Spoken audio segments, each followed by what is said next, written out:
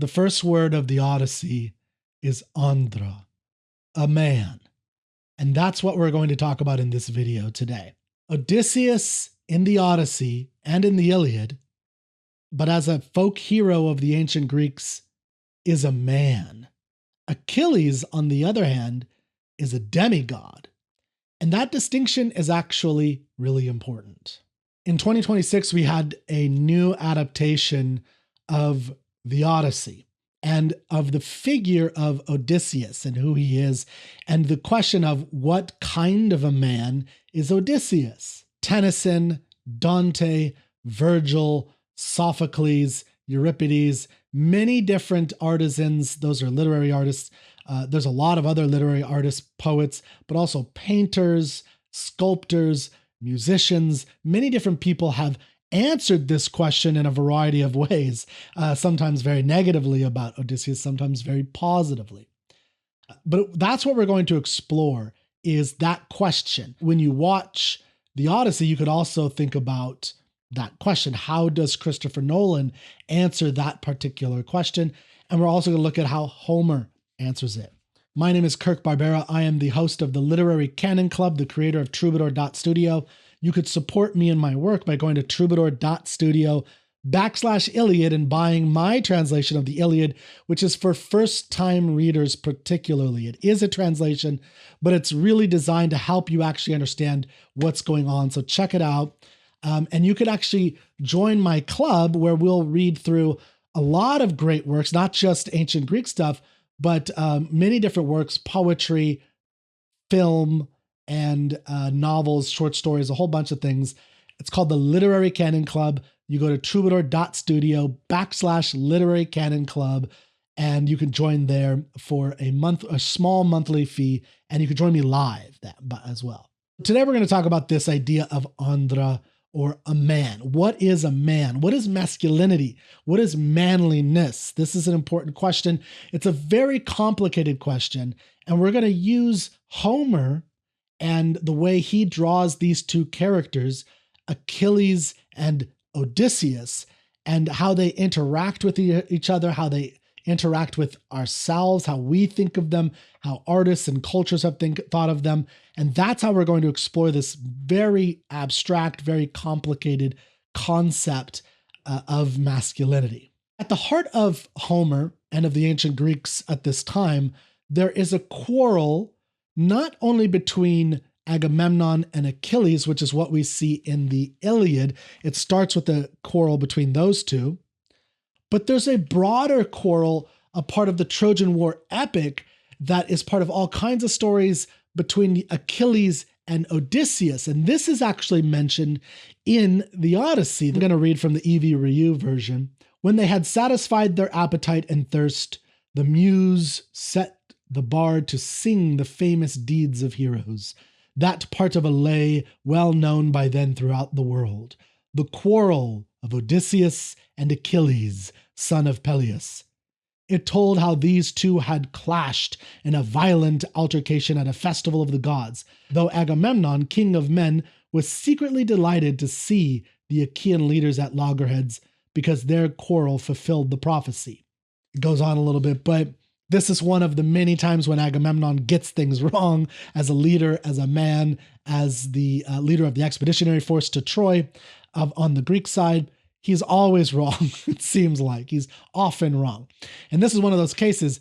This is a story that we don't really have the story of this quarrel between Achilles and Odysseus, but Agamemnon sees this story at a festival, or sees this quarrel and thinks, oh, this is the quarrel that I heard of, that there's going to be a quarrel between the two great leaders within the Greek army, and then we're going to win the war.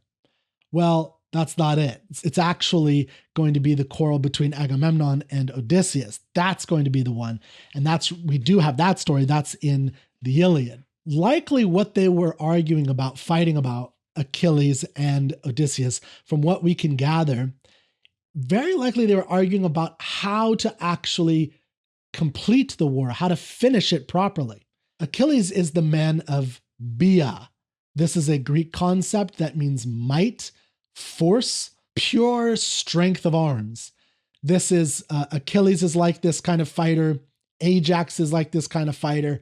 When you're fighting mano a mano, punching it out, sword swinging, one-on-one, that is Bia. Odysseus has this as well. He is also one of these, but Achilles is the top of this. He is by far the greatest of might, the greatest warrior in the history of the world.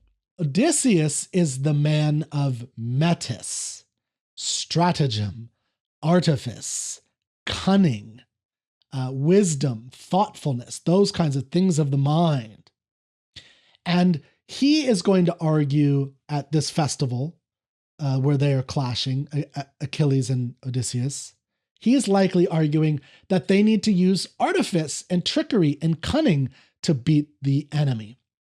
And, of course, they battle it out. We don't know what happens exactly, but that's likely something along the lines of what they might have been arguing about. So the question for the Greeks is, which is better, Bia or Metis? Force, might, or stratagem, cunning, the mind? Which one is more important? And if you're really interested in exploring this, there's a great book by Gregory Nage called The Best of the Achaeans, where he talks a little bit about this. And there's a chapter on the conflict between Odysseus and Achilles, where he talks about this quarrel and how Homer and the Trojan epic kind of explored this idea. What I find interesting for today is how this portrays a particularly important view of manliness and masculinity. So what is a man? Is it the strongest or is it the cleverest? And like I said at the beginning, the first word of the Odyssey is andra, a man. That's what the Odyssey really explores, and why it's so fascinating and so beloved is because Odysseus is specifically a man, not a demigod. He is born of two mortal parents, unlike Achilles, who's born of a goddess mother and a mortal man. Now, both of them are mortal, both of them will die, but again, Achilles is much more than a man, and in the Iliad, he's drawn as much more than a man. I mean, there's a period when he's fighting for days, he is not eating or drinking any food. The gods kind of put a little cipher into his belly or something to give him special nectar. Like, he is drawn as way more than a man. Odysseus, even though he's a great hero and he is able to hang with these gods, he is a man, and the stress that he is a man and what that means is really critical. There's a lot of discussion today about what masculinity is. And there's a variety of camps that are answering questions in a variety of different ways. I'm not going to give a full overview of all of them, but I want to give you just a brief kind of understanding of how I think of them. I also hope that you'll use the comments to debate, to discuss, and argue in a respectful manner. So here's my broad overview of what I think the masculinity debate is all about today. There's essentially the dominance camp. This is kind of the Andrew Tate, Jordan Peterson, and it elevates dominance, aggressiveness, strength as the number one aspect of what it means to be a man, of masculinity, that it's about, I see this as it's primarily about power over others. And the emphasis is often on others. There's a movie that I love called Rio Bravo. We actually just discussed this in my Western cinema course. In my literary canon club, you get discounts to all my courses, my live courses and my recorded courses. In the Western cinema course, we go over 12 of the great Westerns from 1939 to 1973. So the classic Westerns. One of my favorites is Rio Bravo. And there's a character, Burdett, who's the main villain, the main antagonist. And he says to one of the deputies in the town that's being besieged by Burdett and his men, he says, when one of the deputies kind of asserts his authority within the town, he says, well, every man should have a taste of power once in his life. You're enjoying yourself, aren't you? All right, Mr. Burdett, let's get going. I got no more to talk to you about. You should enjoy it, dude. Every man should have a little taste of power before he's through. And that is to me, the Andrew Tate, Jordan Peterson type of dominance, main dominance camp. The second camp I would think of as the kind of you politically, you could think of it as more liberal or progressive or leftish, but it's more like the focus on the therapeutic and almost the kind of downgrading of masculinity. It's almost like, let's push this away. They call it toxic masculinity. And I once asked a friend, like, well, this was a lady who's a liberal from California, and she talked about toxic masculinity. And I was like, well, what is masculinity to you then? Like, all these traits you're talking about are basically the forward, ambitious aggressiveness that makes men able to drill holes in the ground to find oil to bring energy into the entirety of the world. To, the kind of aggressiveness that's necessary to combine a bunch of individuals to put rockets into space, to build new technologies, to save lives, and to fight against evil men who want to destroy you and want to harm you. So, if you're saying that all these things are toxic, how do you differentiate and think about them? And there's no answer to that. To me, it's not that useful, other than to say that some people don't like it. So, and then the third camp is, I think, the centrist. This is people like Richard Reeves, Scott Galloway, who I would say have really good things to say for the most part, where they are really emphasizing just this issue that men are in trouble and men are valuable. I sometimes wonder how much information they understand about this, but they are really smart and I like them. They'll say things like, there's no such thing as toxic masculinity. What young men need is a positive vision. And I think that's very true. You cannot simply have a list of things you cannot do. Don't do this, don't do that, don't do this. This is bad, you're bad, your desires are bad, your sexuality is bad. The fact that you have sexual urges to want this person and to pursue in this way, that's all bad. And then be wondering, well, why are men miserable? Why are men not approaching women? That's a big question women are asking. I wonder if you tell them everything that they desire and believe is evil and gross, and if they try to be good, they're not going to pursue anything. So what men need on this camp is a positive vision. And I agree with that. Men do need a positive vision for what it means to be masculine and manliness appropriately and how to do that. Now, what these camps really do have in common is they seem to be fighting over which attributes should be on the list, maybe. It's, strength or sensitivity, dominance or vulnerability. Should a man be a provider or just a partner? What they don't seem to ask with all these different lists of attributes they sometimes talk about is what governs all of these things? What force brings it together and organizes it? If you think about masculinity as a set of behavior traits, and this is one of the classic definitions of masculinity. It's just a set of traits given to men, usually based on culture. Okay, fine. So let's look at that. So if you look at it as like strength and provider and protecting and all these different things, those are all traits or behaviors, but how do you organize it into anything? What holds it into it? It's like if you were to put all these traits on a table and look at them. Okay, so which one do you put where? And do you put strength first? Should they be dominant? Should they be conniving, clever? Should they be sensitive? Should they be vulnerable? Should they get therapy if they have some problems? Should they provide? Should they go out and protect? How do you govern that? It's so all over the place. You can't just say, well, you should do these types of things, or men are in trouble and they need to have better models. Sure. What are those models? And that's what we want to talk about today.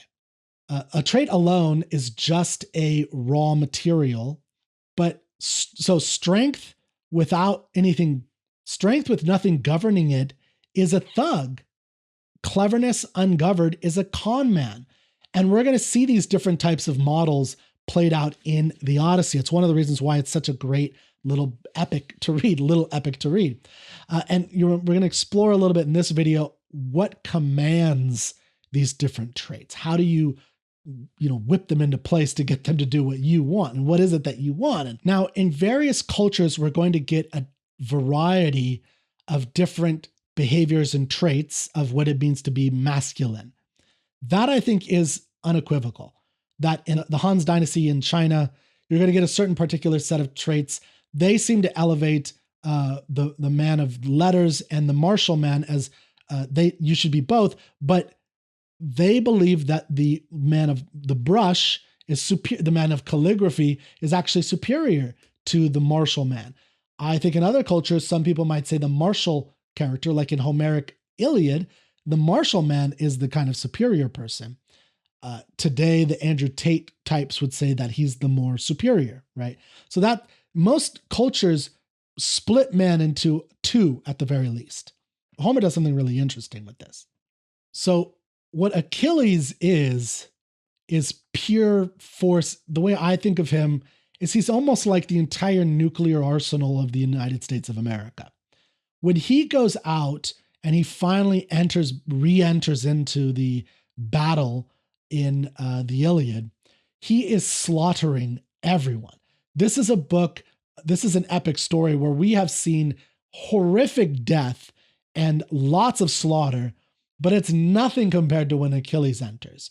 At one point, he grabs a dozen young men from the Trojans and has them sacrificed because he's so in this mode of murder and mayhem and destruction.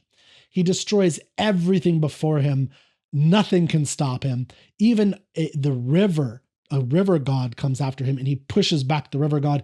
An Olympian god has to come down to stop Achilles from going this far. So Achilles is like this nuclear weapon that has been unleashed. That's Bea. That's pure might and force.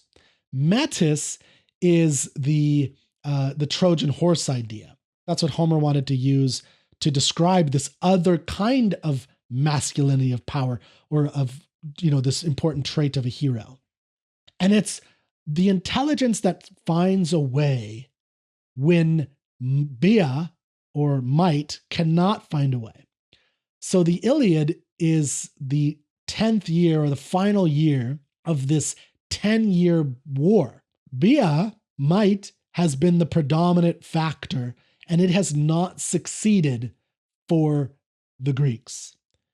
In one night, Odysseus's Trojan horse is what actually beats and finally finishes off the enemy, the Trojans. The Homeric question in the two epics is, which is the best? Is it the man of might or the man of cleverness, stratagem, artifice? That's what we'll look at when it comes to the Iliad and the Odyssey.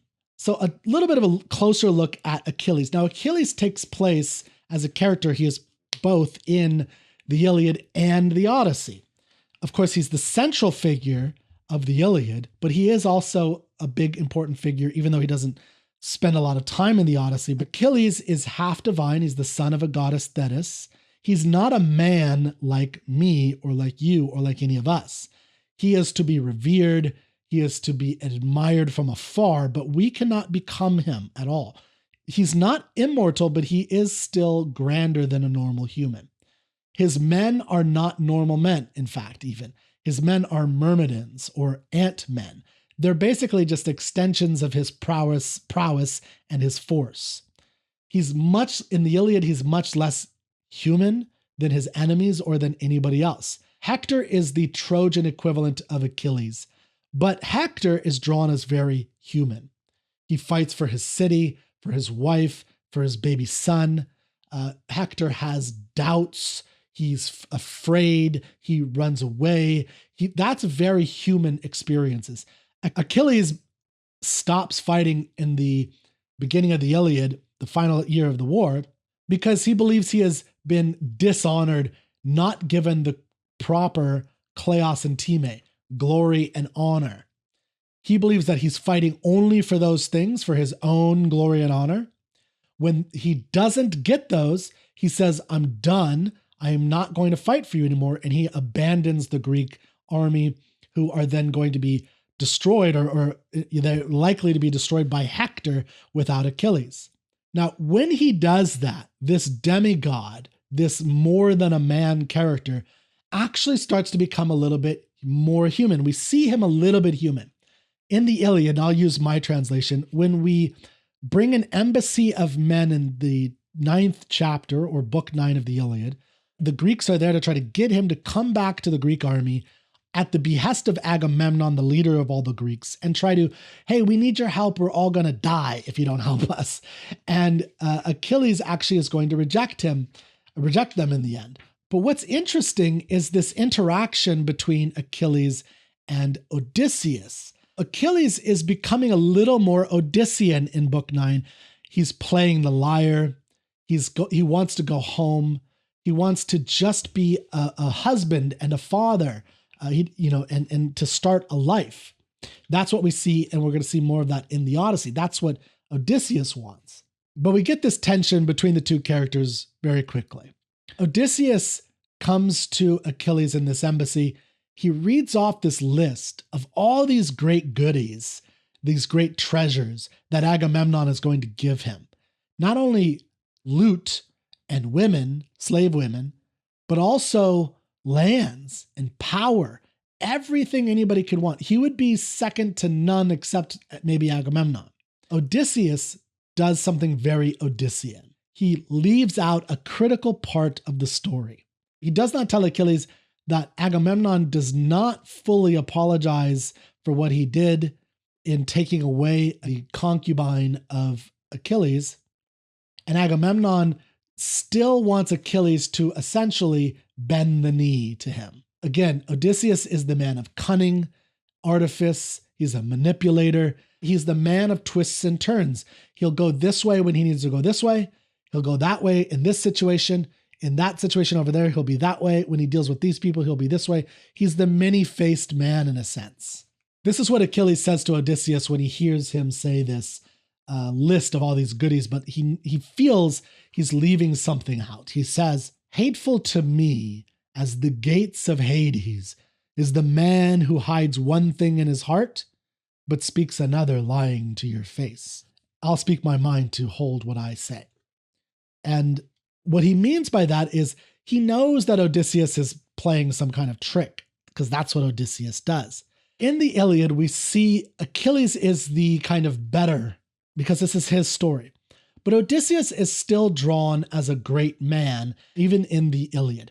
He fights, he gets wounded, he conquers many men, he does a night raid, he does the things that Achilles won't do. So in the night raid, he uses, again, artifice and trickery to kill a bunch of sleeping Trojans, something Achilles would never do. The honorable man of force only would never trick anybody and go in and kill the enemy. Now, there's a question of what does it matter to a dead man how he dies, but whatever. But again, that's the difference between the Achillean model and the Odyssean model. In the Iliad, Odysseus builds a wall around the Greek ships. This is because Achilles has left, and Achilles is kind of like a wall. And if you think about the analogy that I gave you earlier about him being a kind of nuclear arsenal, that's kind of like the nuclear wall that America has over itself, is that if you attack us, we'll unleash the Achilles on you. Well, they don't have that anymore. So Odysseus builds a ditch and he builds an actual wall. And Achilles calls him out on this, calls out the Greeks and saying, hey, this is not going to be enough for Hector. Hector is going to defeat your wall. Without me, you don't have anything. So you should just run away. But then, of course, once they do push the Trojans back enough, after the Iliad is done as a book, the Trojan War continues, and it is Odysseus who comes up with the Trojan horse, but that is the thing that actually ends the war. Now, in the Odyssey, this is the homecoming story. So it's not a war story. It's about longing for home and what home is and what kind of man can make it home. This is where Homer tells the story of Andra, or a man. Here, Odysseus has to deal with goddesses like Calypso, with princesses like Nausicaa. He has to deal with Arate's court. He has to deal with the Cyclops, the Sirens. He has to become a beggar. So let's look at a couple of these scenarios in the Odyssey. We do not see Odysseus in the Odyssey until book or chapter 5. He is on Calypso's island. She is a goddess. He has been stripped of pretty much everything. He has all of his men are dead. He's lost all of his ships. All the loot that he won over 10 years of fighting, all gone. He is by himself on this island, and this goddess has trapped him there for 7 years. So this is a man stripped of all those things that we talked about with the Andrew Tate thing, the dominance, the hierarchy, the power, everything. He has no ship, no crew, no kingdom, no status. He is a man trapped by a woman, a goddess, but a woman nevertheless.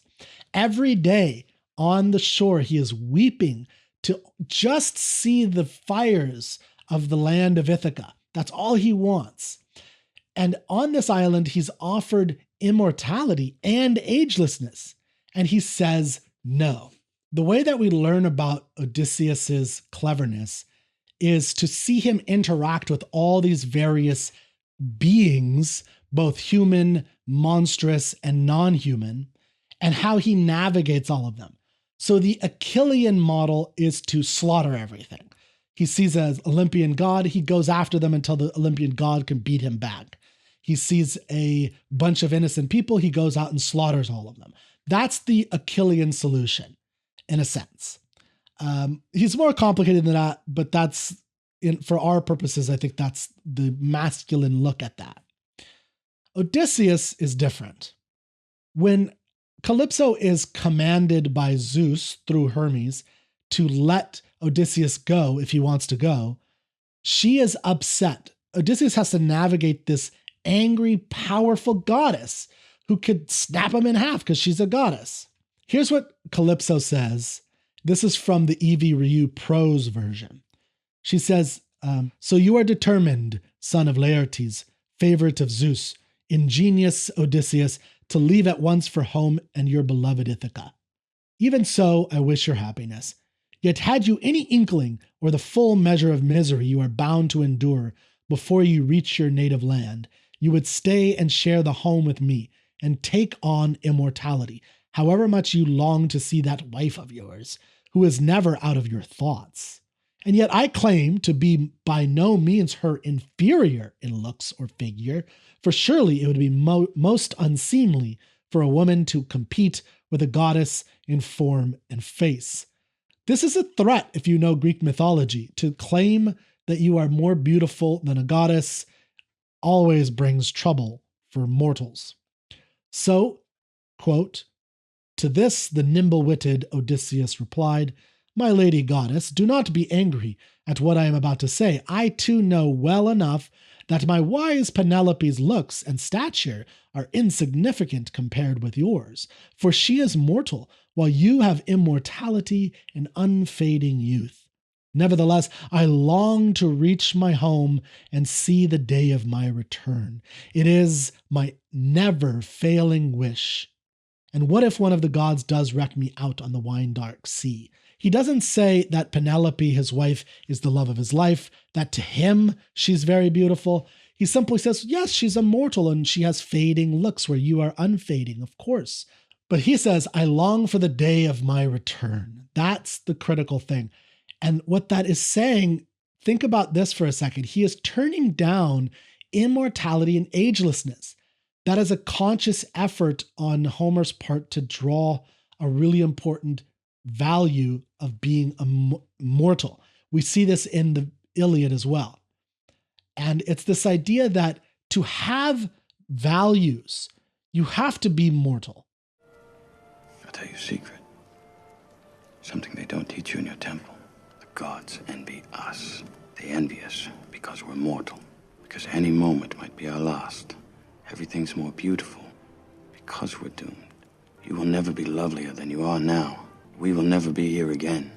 The gods don't really value things. Everything is a kind of game to them because they're immortal and they're ageless and they're undying. So it's only through death that we learn to value life and the things that life gives us.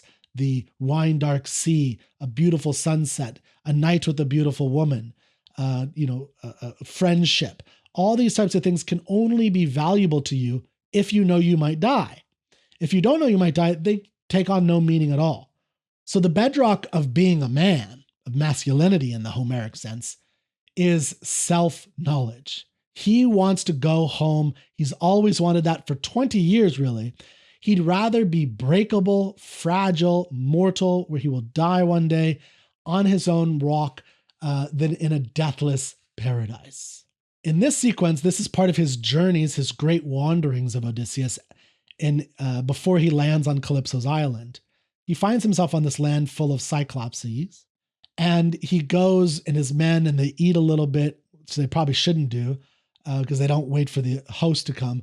But the host does come. He closes this massive boulder behind him, and he starts to eat the men in the cave. Now, Odysseus cannot get out of this, so he comes up with another trick. This is a famous trick where he tells the Cyclops that his name, Odysseus' name, he says, "I am nobody."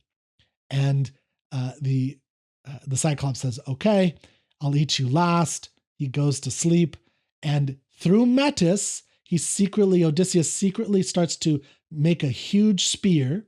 And one night after the Cyclops has eaten a few of his men, they take the spear and they stab out the eye of the Cyclops. They go under some of the sheep of the Cyclops. When he has to take them out, Cyclops kind of feels the top of these sheep. He doesn't feel any men, so he allows them out, but the men are kind of clinging underneath the sheep, and they get out. The Cyclops goes to tell other Cyclopses on the island that this has happened, and it's revealed that nobody did this to him. Nobody blinded him. So he can't outmuscle Polyphemus.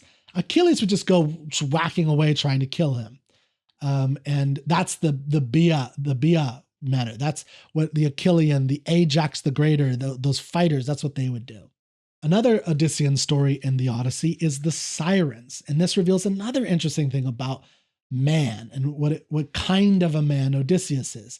So the Sirens lure sailors to their death through a siren song. The way the siren song is often described is a kind of gaining of knowledge and beauty. Odysseus wants to hear this. So what he does is he doesn't fight them. He doesn't flee from them. He puts wax in his crew's ear, and he has them tie himself to the mast because he wants the knowledge and beauty of their voice without all the risk of dying. So he is able to do that.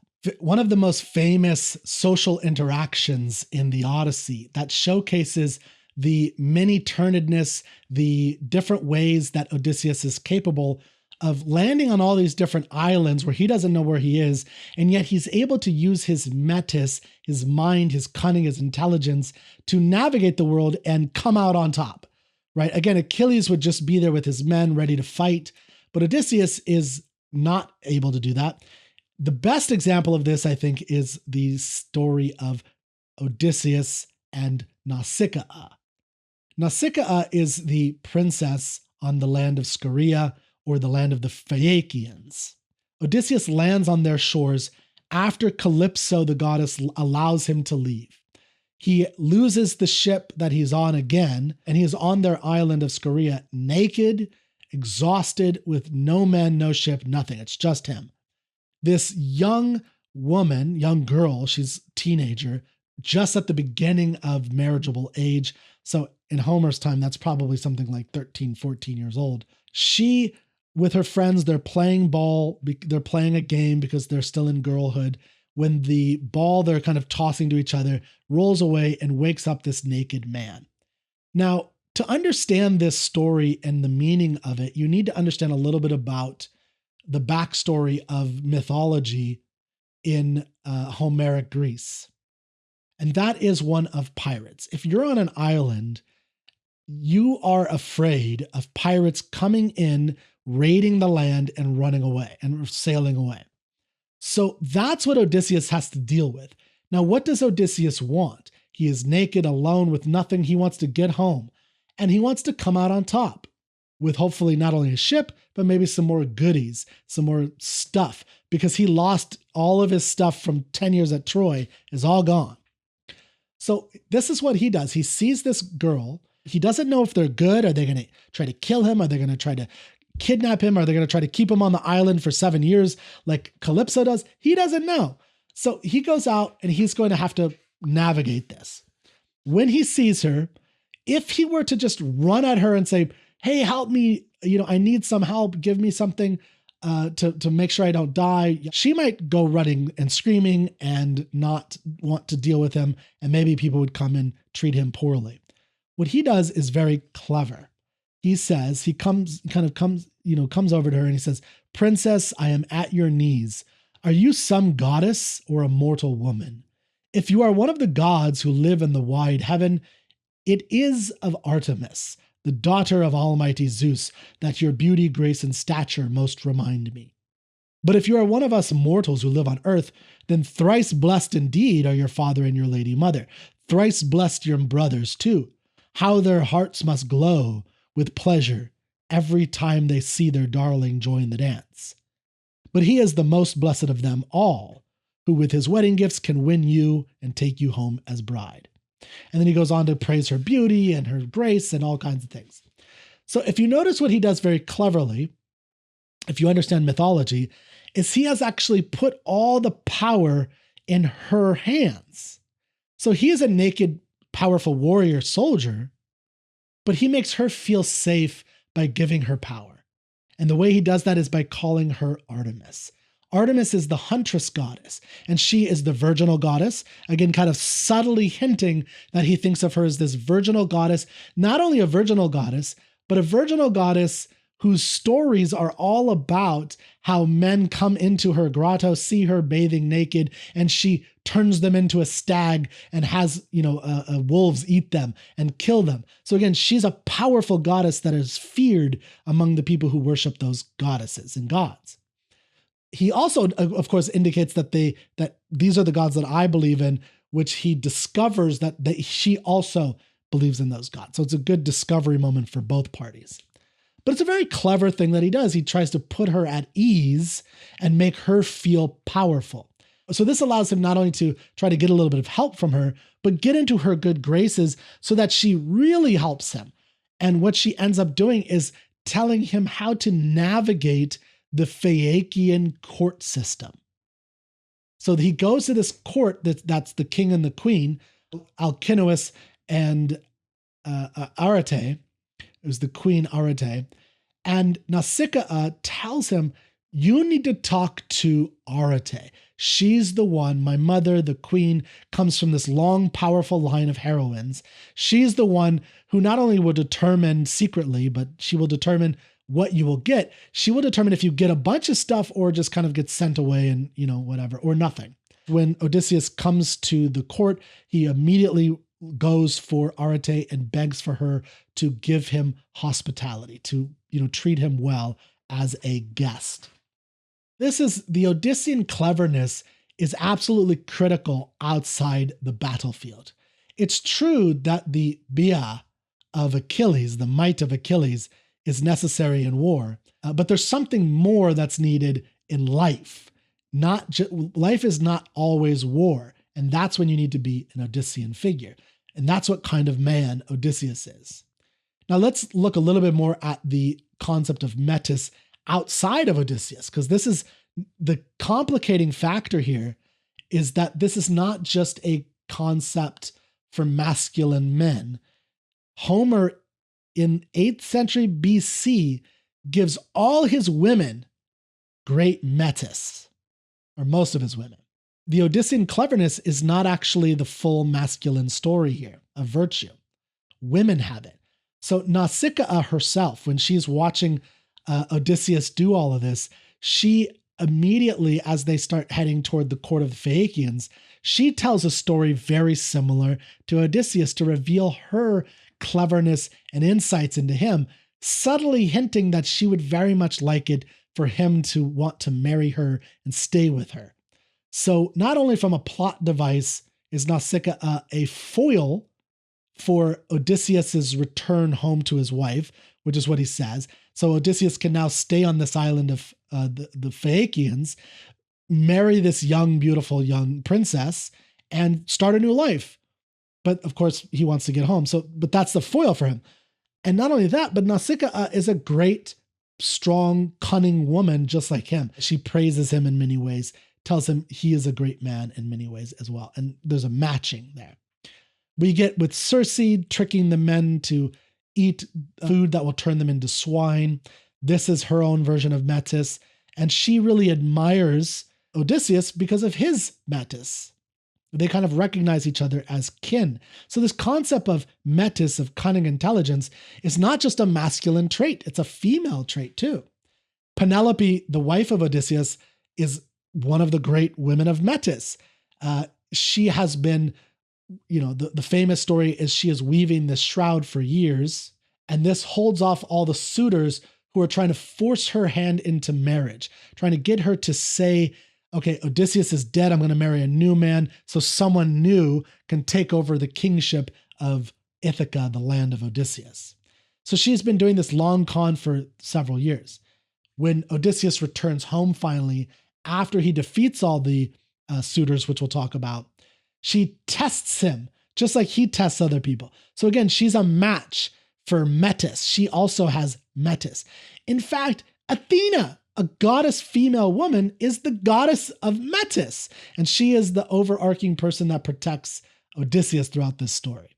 Metis is human, not purely masculine. Now you might be thinking, okay, so then the masculine is just force alone. That force is of Achilles. That's the masculine then. And then the Metis is something that both men and women can have. Women are not able to match a man on his bia, on his forcefulness, his assertiveness. Okay, so I think there's some truth to that, but I think we're going to see some interesting insights to this as we continue. Now, to complicate this whole question of Metis versus bia is when Odysseus in the Odyssey traverses into Hades, into the land of the dead. Now, one thing you have to understand is that Achilles, the greatest of all the Greek warriors of the Trojan War, does not do this. This is not in his story anywhere we know of. The greatest heroes of the Greek tradition, like Orpheus, like Hercules, they do travel into the world of the dead and return. That's the trick of traveling into the world of the dead, is that you have to be able to return. And Odysseus does this. So this puts him on the pantheon, in a sense, above Achilles. Even though Achilles has a whole epic about himself, and he is praised as the greatest of all the warriors, it is Odysseus who makes it into the world of the dead and back. Odysseus meets a whole bunch of characters in the world of the dead when he goes into Hades. One of them is Achilles, and here, listen to what Achilles says when he sees him. Favorite of Zeus, son of Laertes, Odysseus, master of stratagems, he said in mournful tones. What next, dauntless man? What greater exploit can you plan to surpass your voyage here? How did you dare to come below to Hades' realm, where the dead live on as mindless, disembodied ghosts? Then Odysseus responds, telling him why he's there. He needs to ask a question to the dead blind prophet Tiresias. But to Achilles, he says, no, you, Achilles, are the most fortunate man that ever was or will be. For in the old days, when you were on earth, we Greeks honored you as though you were a god. And now, down here, you have great power among the dead. Do not grieve at your death, Achilles. In other words, we all speak of you to this day. You are the most honored. During your life, you were the most honored of all the Greeks. After your death, you're the most glorified of all the Greeks. And this is what Achilles speaks in the Odyssey. And do not make light of death, illustrious Odysseus. I would rather work the soil as a serf on hire to some landless, impoverished peasant than be king of all these lifeless dead. And then he asks Odysseus, forget all that glory stuff, tell me about my son. And he wants to know about his lineage and his home. Again, this is in the Odyssey. It's a very different story than the Iliad. The Iliad is the war epic. This is the home epic, the home return epic, the nostos, return, homecoming. So what do we have here with this response by Achilles? So Achilles, again, in the Iliad and in the tradition of the Trojan War epic, is always drawn as this man who is the top of the Kleos and Time worldview, the Time and Kleos value structure of the wartime epics, of the wartime Greeks, which is to say that he is the one who is given the most glory, given the most honor among all the Greeks, and that's the top value for the Greeks. In the Iliad, it's drawn as, well, the reason you do this is because you get the best women, you get the best goodies that you conquer, you get the best lands if you're the most honored and glorified. And you get the first of the meats, you get fed first. You're the top of the dominance hierarchy in a sense. And that's everything. But then in the Odyssey, we see that none of that matters to him because he's dead. He doesn't care about any of that. He just wants, now that he's here, he just wants to kind of hear a little bit about how his son is doing. He even negates what he seems to want in the Iliad, which is he would rather be essentially a slave on earth. Then he gives one of the most beautiful explanations for the value of life on earth over any kind of afterlife or any promise of glory after death. And that is, he would rather work as a serf or a laborer, really, of the earth with no ownership, no lands, nothing, the lowest of society. Whereas remember, he was at the top of society. Only Agamemnon was really above him. So he was at the top of society when he was alive. He enjoyed that for his fleeting moment of life on earth before he was killed. But in the Odyssey, we see that he'd rather be at the very bottom of the rung of human beings, the lowest of the low, the slave, whatever you want to call it, as long as he's alive. And he'd rather have that than to be king over all the dead. That's how much he values life now. And it's a real paradigm shift in the Homeric way of thinking about things. So it feels like this pure Bia model of might and force and glory and honor is almost repudiated because he chose glory in the Iliad, but now he kind of recants. I won't go into too much detail, but we see a similar emphasis on this with Ajax, who is like Achilles. He is the pure man of Bia. He's powerful, strong, great Ajax. After Achilles dies, however, the Greeks come together and decide that Odysseus is the one they want to take the divine armor of Achilles. And out of torment of his own soul and madness, Ajax terminates his own life because he believes that the Greeks do not value him anymore. So he says, I'm done. And he leaves life. And when Odysseus sees Ajax, he weeps. He's sad. He doesn't want this to have happened. He doesn't want any of these types of things. All he's ever wanted is to get home. So Ajax Achilles is a masculinity that's really built on recognition and outside forces. And it is often very short-lived, right? Every man should have power once in his life. You might have power for a little while, but you're not going to be able to hold on to it. Very quickly, I want to give you a couple of examples of different views of masculinity in the Odyssey. So the crew of Odysseus, they, I think, can be seen as representing a certain kind of might and force without any kind of self-mastery. So they don't have Metis. They are just fighting men, but they have no self-mastery. One example of this is when they are almost home, Odysseus has figured out how to get a bag of all the bags of the winds, except for the winds that are going to push him to Ithaca. They're almost home, but the crew are suspicious of him. So they don't believe that he's, telling the truth about these bags that he has. And Odysseus is asleep. So they open the bags and they end up right back where they were. So it's going to take them, again, years to get home. So this happens early in the journey. They're almost home. And then the men, through their lack of self-mastery and listening to their leaders in this case, take them, all the way back to the beginning, essentially. Another example of this is the cattle of the sun. And this is probably the more famous one. When they get onto a particular island, they see these special cattle that are the sun god's cattle. They are told by Odysseus, do not eat these. I have learned from the gods that this is the sun god's cattle. If you eat them, you will die and you will not be able to make it home. He could not be more clear. They start getting hungry. Odysseus falls asleep.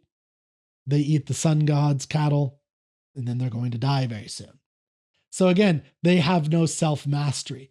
Odysseus has some forms of self-mastery, although there are times when he even slips up. They cannot govern their suspicion of their leaders and men above them.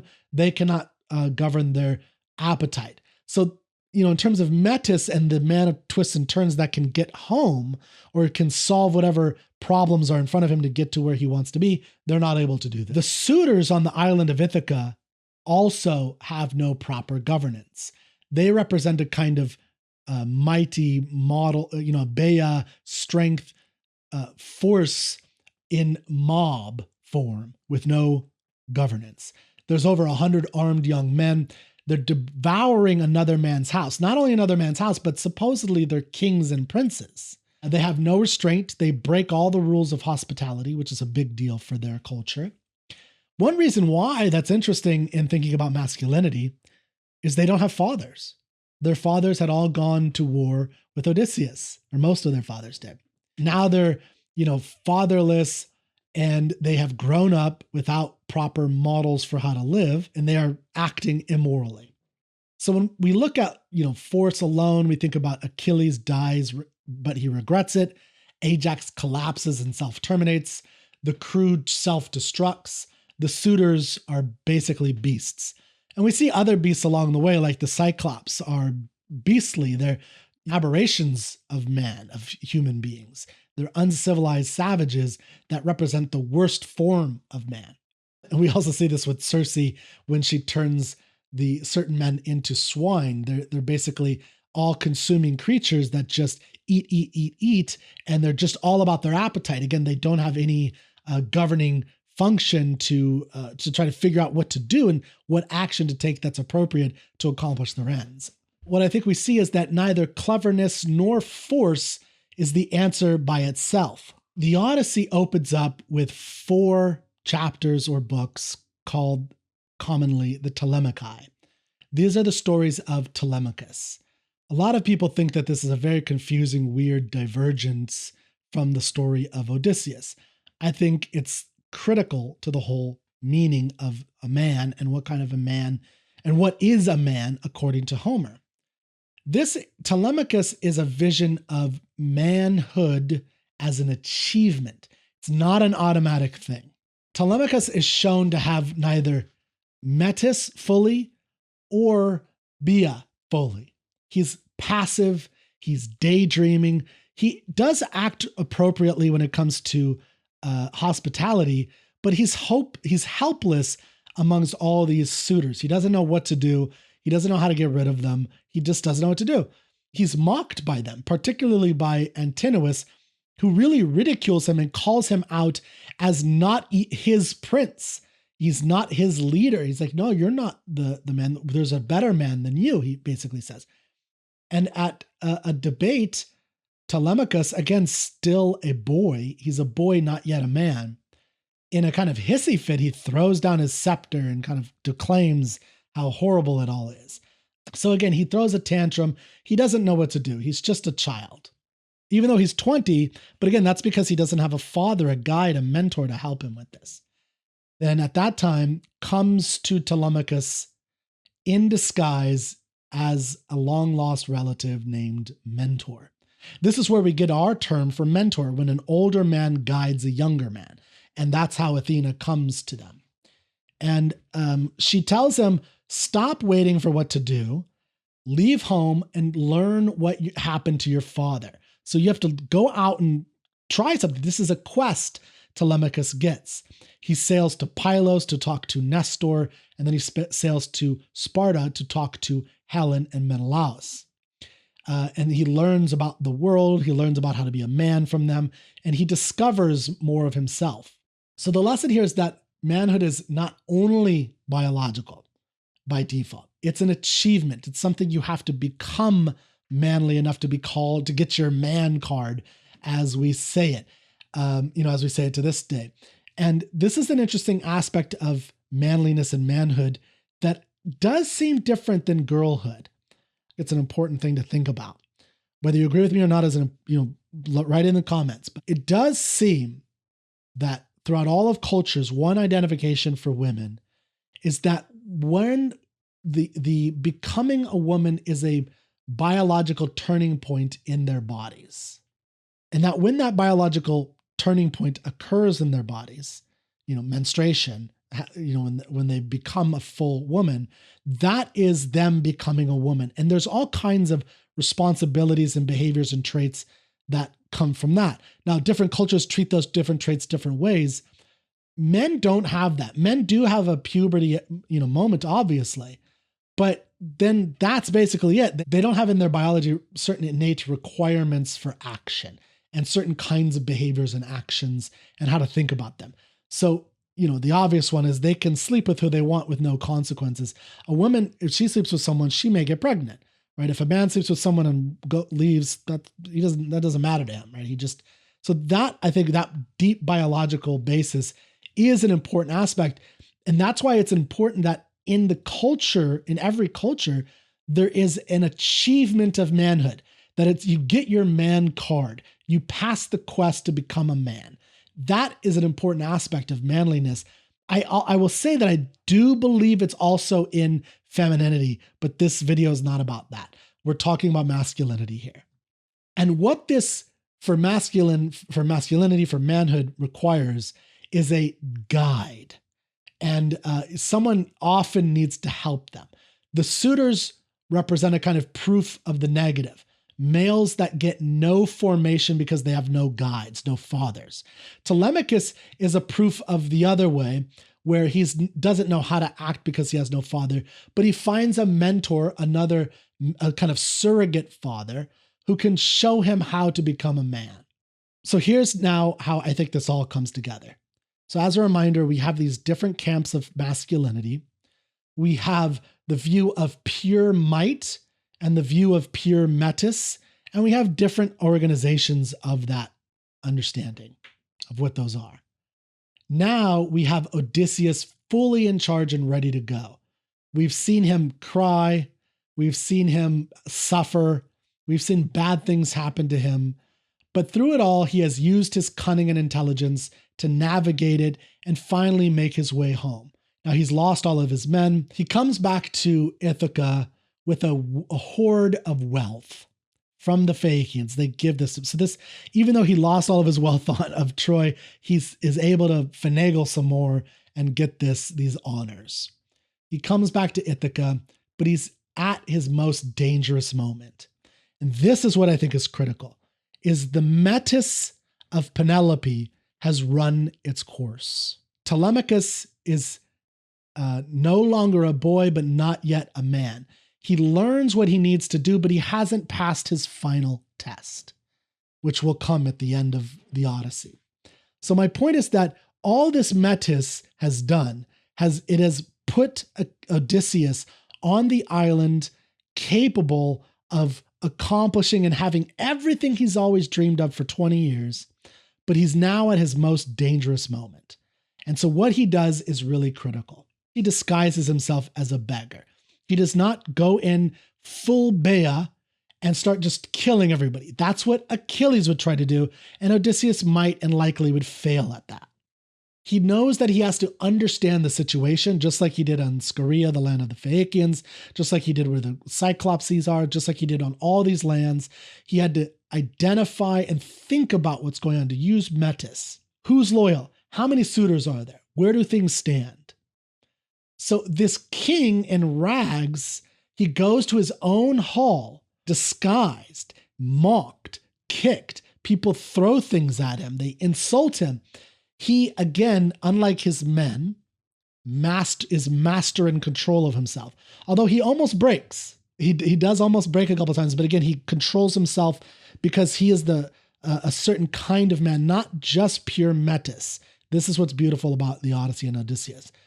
He finally starts to make his way in, and one test he gets that makes everyone cry when they read this is the dog Argos.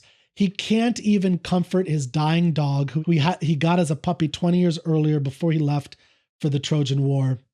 And the dog, the old hunting dog, is lying on a dung heap, forgotten. He recognizes Odysseus, and Odysseus has to turn away. He wipes away one tear. He has to walk on. Argos dies alone. It's horribly tragic and sad, but he has to do it because he has to make sure nobody recognizes that he is Odysseus come home, because he's in great danger. The suitors will kill him if they see him there, because they don't want him to come home, because then they can't be the king of Ithaca. So he's a man with great emotions. He's not a man who suppresses his emotion. He cries a lot in the Odyssey, actually. But he is a man who is able to master his emotions for a purpose. The great test, the great resolution to the whole action. This is Metis and Bea beautifully designed together. And this is books 21 and 22, the bow, the thesis made flesh here. So the bow is an engineered model of Metis. It is not something that is just pure a wooden stick and stabbing people. It is something that is thought through to create. Odysseus's particular bow is also representative of his Bea, of his great strength. Nobody can string the bow. So what Penelope in all her wisdom does is she says, well, whoever can string the bow, I'll marry. No suitor can do it. So what Odysseus does is he says, well, let me try as a beggar. He strings the bow and immediately starts to kill all of the suitors with the bow. They enter into this brutal battle and they eventually win out. My point is that the model here in the Homeric epics is not might over Metis, or it's not might over cunning and the mind. It's Bea governed by wisdom and stratagem and thoughtfulness. All throughout the story, you see Odysseus holding on to his Bea, his force, until it's absolutely necessary. He uses it when it's necessary. The important thing is that he can use it. That this is what it means to be andra, a man. Force under the command of mind. To be otherwise is to be uncivilized, to be savage, to be like a monster, to be swine, to be an immortal goddess or god, which is not a good thing in the Homeric world. It's better to be alive as a mortal man who has values. Now, I want to distinguish this really quickly from yin-yang. This is not a yin-yang thing. Yin-yang is a little bit more like a cosmic balance. It's more like a finding the middle. It's two equal forces in a kind of eternal equilibrium. Nobody earns anything in that sense. It just kind of is. Homer's version is a capacity. It must be built. Telemachus must earn it. He must deserve it. He must learn how to use it. So the mind commands the force, not the reverse. They're not two equal parts on a scale. It's more like the ancient traditional way of saying this is like the rider governing a horse. The horse is powerful. The rider decides where it goes. Odysseus earns this through 20 years of loss, patience, self-mastery, never giving in to anyone. That's what kind of a man Odysseus is. He's the greatest man there is. He is the ideal man.